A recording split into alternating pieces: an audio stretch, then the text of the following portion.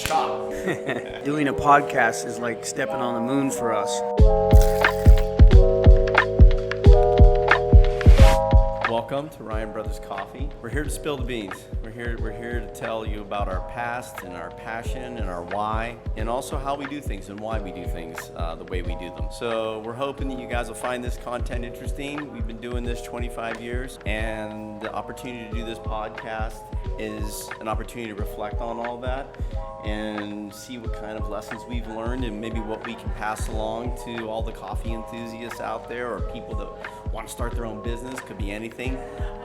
We certainly have gained a lot of experience in good and bad just hanging in there this long. So welcome to podcast number 1. Let me just put in there really quick that we've been so busy working from the ground up in our business that doing a podcast is like stepping on the moon for us. You know, when you work so hard in your business for so many years, it really gives you a gut check. And this is a great opportunity for us to reflect back on why we started.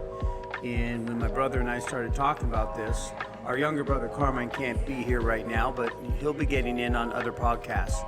We'll be covering a lot of different things, and we have a lot to say because we care a lot. We care a lot about our industry. We care a lot about the impact that we can have in our community. So with that said, I'll let Tom kind of lead it. For podcast 1, we're trying to kind of maybe just give a little backdrop to why we do this. You know, what was the motivation? What inspired us and what enthused us to carry on through some really tough challenges early on. I think, you know, first and foremost, I've always thought about it as a lifestyle. Doing your own business is more of a lifestyle than a success story. Success sometimes happens, sometimes doesn't. Is usually the result of a lot of grit and a lot of sacrifice to get to a place that you would call success.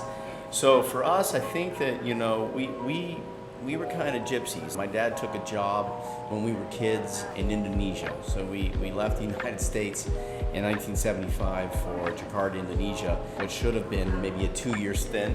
And we ended up staying there a decade. I graduated high school there. And then we had to come home.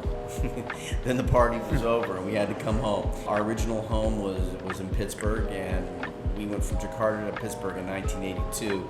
I would say that was quite a culture shock. A little bit. Just a little bit. We went from like a 21st century Jakarta as a major metropolitan city to a mill town in western Pennsylvania that's in the 19th century.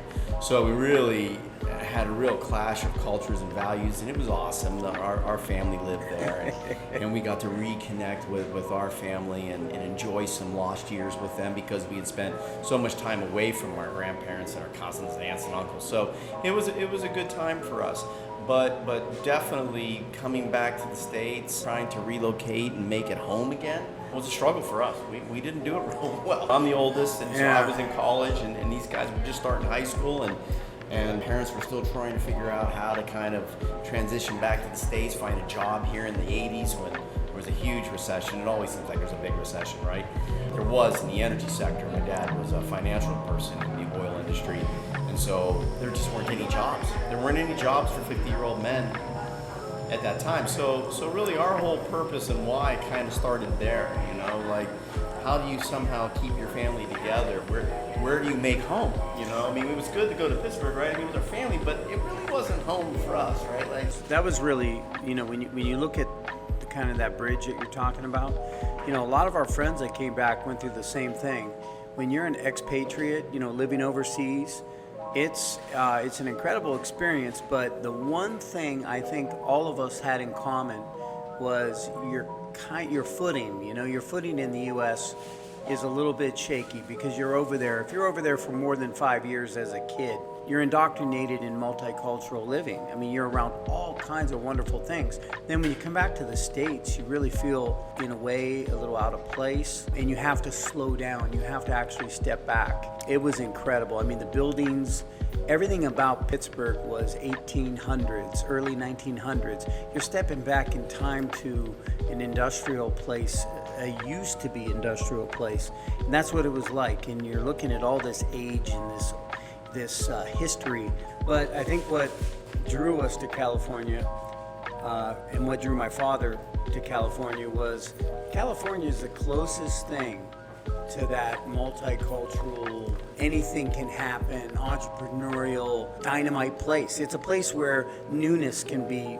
I mean, the fact that we came out here, Dreams happen. You know? I mean, those values, that grit, that stay withedness, which, when you get to hear our dad talk, it's refreshing in today's world because it's not flashy, but he's very consistent. He's unshakable. That real, rooted, gutsy.